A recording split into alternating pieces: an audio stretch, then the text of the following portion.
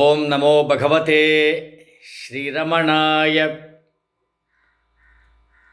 ரமண பகவானின் திருப்பெரும் கருணையினால் ரமண திருவிளையாடல் திரட்டிலிருந்து இன்னைக்கு அடுத்த திருவிளையாடல் கீரை பாட்டியை பார்த்தோம். நம்ம இது எச்சம்மா பாட்டி.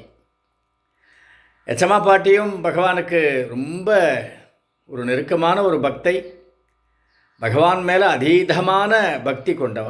பகவான் சாப்பிடணும், பகவானுக்கு சாதம் கொடுக்கணும் அப்படிங்கிற அந்த ஒரு எண்ணம் உள்ள ஒரு உண்மையான பக்தை, ரொம்ப எளிமையான ஒரு பக்தை. ஒரு நாள் எச்சம்மா பாட்டி பகவான்கிட்ட வந்தால், பகவானே, ஒரு 1,00,000 வில்வ தளங்களால் அர்ச்சனை பண்ணணும்னு வேண்டின்றேன். 50,000 தான் கிடச்சிது. இன்னும் 50,000த்துக்கு எங்கே போகிறதுன்னு தெரியல. பகவான் சொன்னார், ஓ அப்படியா, 50,000 தான் கிடச்சிதா? ஆமாம் பகவானே, இன்னும் 50,000த்துக்கு என்ன பண்ணுறதுன்னு தெரியல. ஏன்? உன் உடம்பை கிள்ளி கிள்ளி போடேன் அப்படின்னார் பகவான். உடம்பு கிள்றதா? வலிக்காதோ அப்படின்னா.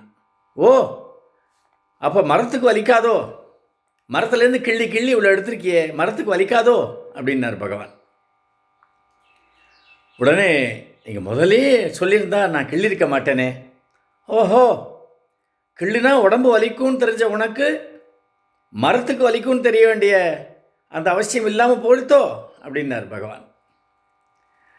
பகவான் என்றைக்குமே பக்தி செலுத்துறது, இந்த பிரார்த்தனை, இதிலெல்லாம் உடம்பை வருத்துறது, லௌகீகமாக செய்கிறது, இதெல்லாம் விரும்ப மாட்டார். லக்ஷ்மி அம்மாள் அப்படின்னு சொல்லிட்டு ஒரு அம்மா கிரிவலம் வரும்பொழுது எங்கே லக்ஷ்மியை காணோம் அப்படிங்கிறார். பூ பறிச்சுட்டு இருக்கா அப்படின்னா பார்த்தா அந்த புடவை முந்தானையில் பெரிய மூட்டை, அது நிறைய பூ. உடனே பகவான் கேட்டார், நீ தான் செடியை வச்சு தண்ணி ஊற்றி அந்த செடியை வளர்த்த பாரு, அது எல்லாத்தையும் மொட்டை அடிச்சிட்டியா அப்படின்னு கேட்டார். இந்த செடியில் இருக்கிறதே பகவானுக்கு நீ பண்ணுற ஆராதனை எல்லாம் ரமணார்ப்பணம், பகவானுக்கு அர்ப்பணம்னு சொல்லிட்டீங்கன்னா அது நல்லா இருக்கும். எதுக்கு அதை போட்டு கிள்ளின்னு இருக்க அப்படின்னார். அது வரைக்கும் இந்த பூவெல்லாம் வச்சு அலங்காரம் பண்ணி அஷ்டோத்திரம் சொல்லி இந்த பூஜையெல்லாம் பண்ணிகிட்டு இருந்த எனக்கு பகவானுடைய இந்த வாக்கு, பகவான் உபதேசமாக எதையுமே சொல்கிறது கிடையாது, உபதேசமாக எதுவுமே சொல்கிறது கிடையாது. ஆனால் இந்த ஒரு சம்பவமும் பக்தர்களை இன்வால்வ் பண்ணி, பக்தர்களை சம்பந்தப்படுத்தி, அந்த சம்பவத்திலிருந்து நம்ம கற்றுக்கிறோம் பார்த்தேளா, அதுதான் உபதேசம். ரமணருடைய எளிமையான வழி இந்த சம்பவங்கள், அதுதான் நம்ம திருவிளையாடல்ங்கிறோம்.